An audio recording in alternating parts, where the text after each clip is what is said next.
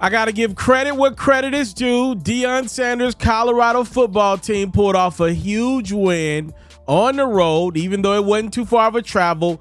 But the rivalry game against Colorado State would have easily been won had Deion and Colorado Buffalo lost it, where Deion would have been scrutinized and, dare I say, crucified. So I got to give credit where credit is due. I don't like running biased platforms where you can only make it if you do something negative. Be clear, Deion's Colorado squad had to win that game coming off of a loss the way Colorado lost to Nebraska. And I got to give Deion credit. His squad took care of business 28-9. And if I'm being completely honest, the game wasn't that close. I watched most of that bad boy. Travis Hunter was incredible. 2 touchdowns, 1 interception.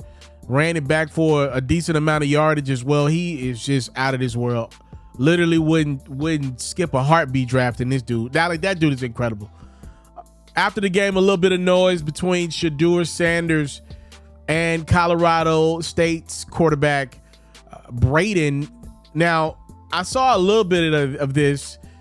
Colorado State football coach allowed his team, Jay Norvell allowed his team to talk a little trash to Deion and Colorado throughout the week.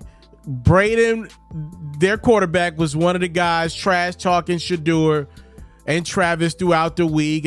Their wide receiver was trash talking as well.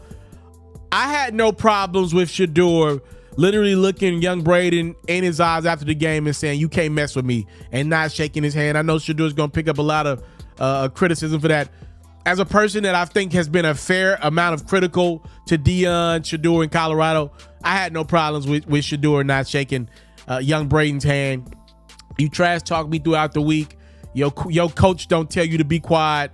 You get your butt kicked. Let's not forget Colorado State was the team that knocked Travis Hunter out of the game last year, and he had to miss some time behind that. Some would argue that's when the Buffalo season changed for the worse last year.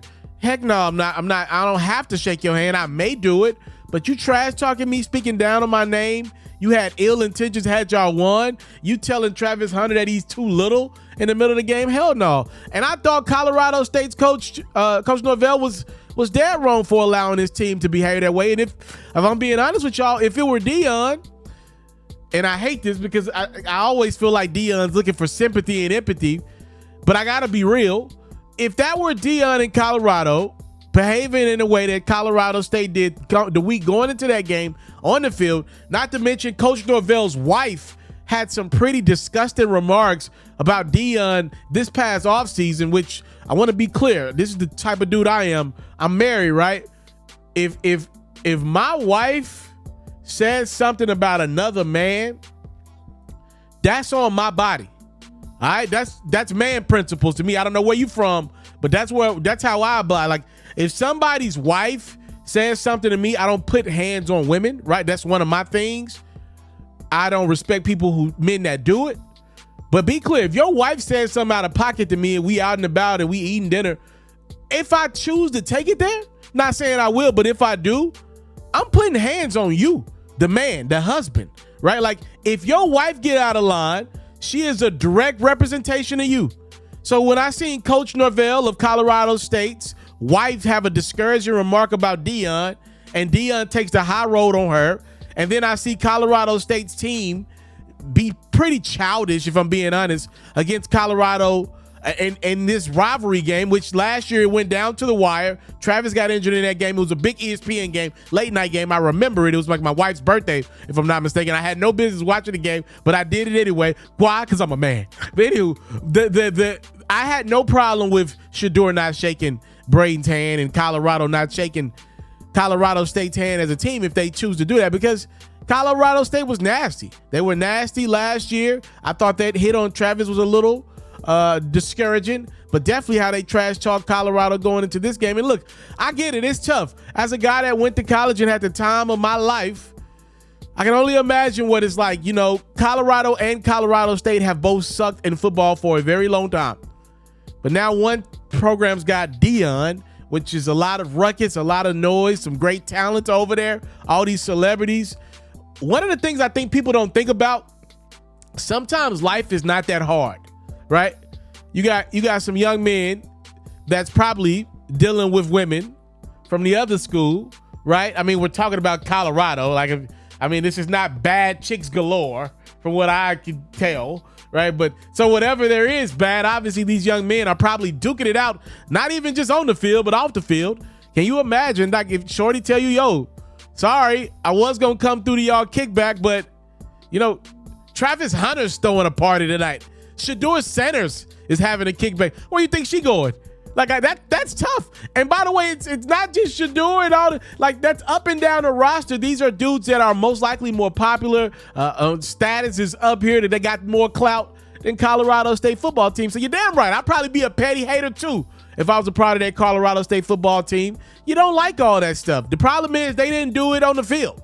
They had a great opportunity to get that hate off on the field, and they failed. 28-9, and from what I saw that game, it really wasn't that close. Colorado probably should have won that game 35-3. 35-3 probably was what the real score should have been in that game. Give credit where credit is due. Deion had his squad prepared, and now I believe they're next against Baylor. We're going to continue to follow Colorado throughout the season. It's one of those easy storylines for me as a person that's trying to incorporate more sports into the platform. Deion polarizes music, sports. He's just him.